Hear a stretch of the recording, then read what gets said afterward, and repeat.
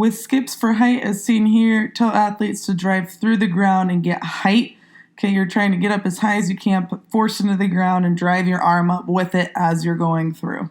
This next one is lateral single leg hurdle hops. Just make sure your knee's in line with your toe.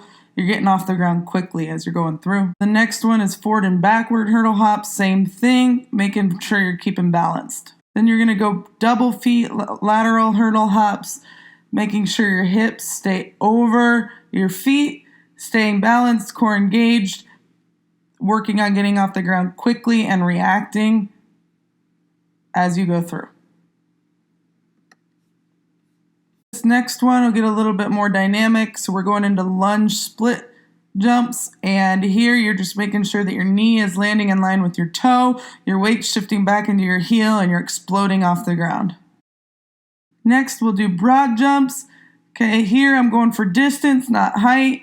I'm working on triple extension and exploding out. Okay, this is almost a warm-up for what you'll see next, but as I'm going through, I'm working on landing balance, okay, not falling forward onto my toes, sending my weight back, and being able to get back into my hips and react out.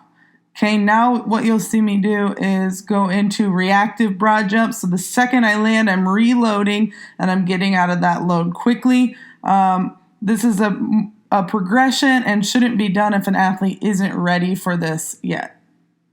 This next one is called a lateral height-in. Again, just like with broad jumps, you see me starting slow and not reactive. I'm pushing off my outside leg, getting out of my hip and exploding, catching myself on that opposite leg in a balanced athletic position.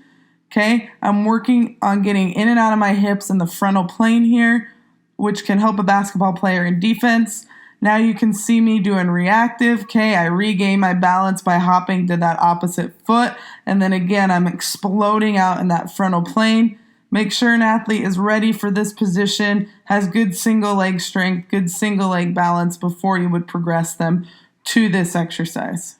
Here I'm going to continue working the frontal plane with just side to side lateral hops, almost like a skater hop back and forth, getting in and out of that frontal plane, just a little bit more repetitive, building off of that lateral repetitive height-in that I previously did. Next, we'll move into a jumping series from deficit. So here, I'm sitting lower than the box, I'm loading back, I'm getting that reactive initial contact with the ground, I'm putting force into the ground and getting up onto the box.